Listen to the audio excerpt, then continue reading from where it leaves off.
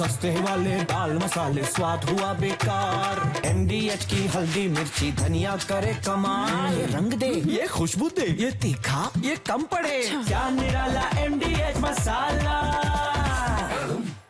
बेरेंट सागर में रूसी सेना का जो एक्शन नजर आया है, अब उसकी तस्वीरें हम आपको दिखाने जा रहे हैं। नेटो बॉर्डर के पास मिग 31 की उड़ान, ये देखिए, बैलिस्टिक मिसाइल से लैस है मिग 31 और ये लगातार तबाही मचाता हुआ नजर आ रहा है और आने वाले वक्त में कुछ और बड़ा करने की कोशिश साफ तौर पर नजर आती है। ये तस्वीरें आप देखिए TV9 भारतवर्ष की स्क्रीन पर आपको नजर आ रही हैं।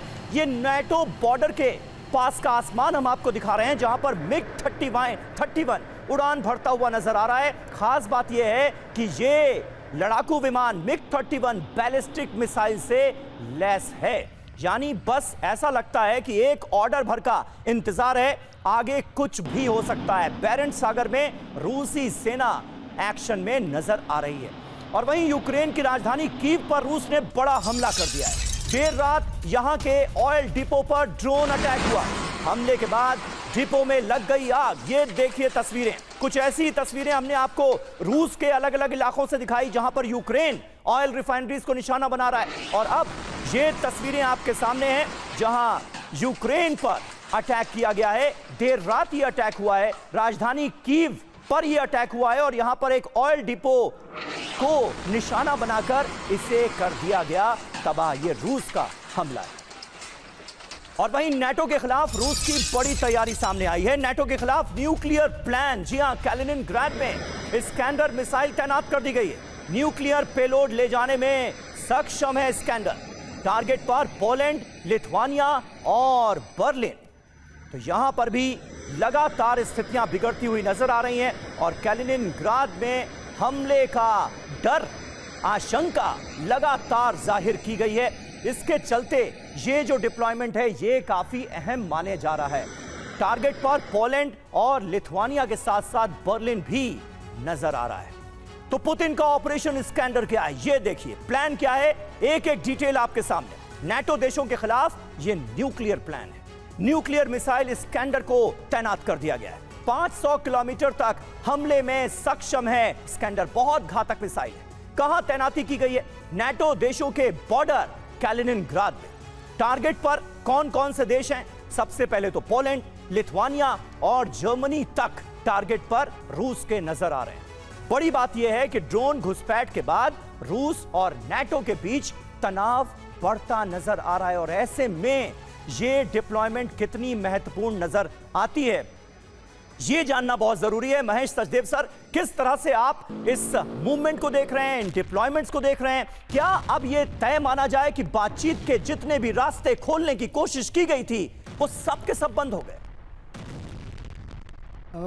स्थिति काफ़ी विषम है। दोनों तरफ से सैनिक अभ्यास चल रहे हैं और ख़ासतौर पे मैं जिक्र करना चाहूँगा जो कैलिनिनग्राड का आपने उदाहरण दिया है, वो कैलिनिनग्राड इकलौती ऐसी इनक्लेव है जिस पे रूस का कब्ज़ा है और वो बेरेंट सी में शामिल है। हाँ। तो रूस को इकलौता जो जगह है जहाँ पर कि वो घुस करके अपने मिसाइलों की, अपने एयरफोर्स की तैनाती कर सकता है और उस सागर के इर्द गिर्द स्वीडन, नॉर्वे से ले करके जर्मनी तक के जो देश हैं उन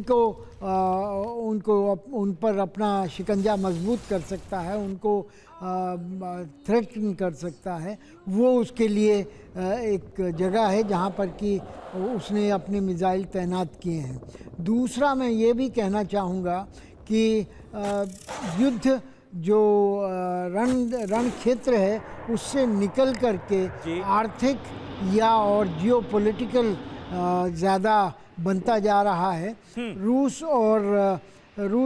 अमेरिका और यूरोप के बीच के जो फ़र्क हैं उनको एक्सपोज करने के चक्कर में है और उनको बढ़ाने के चक्कर में है। ट्रंप कई बार कह चुके हैं कि ये ये उनकी लड़ाई नहीं है, अमेरिका की लड़ाई नहीं है, ये यूरोप की लड़ाई है।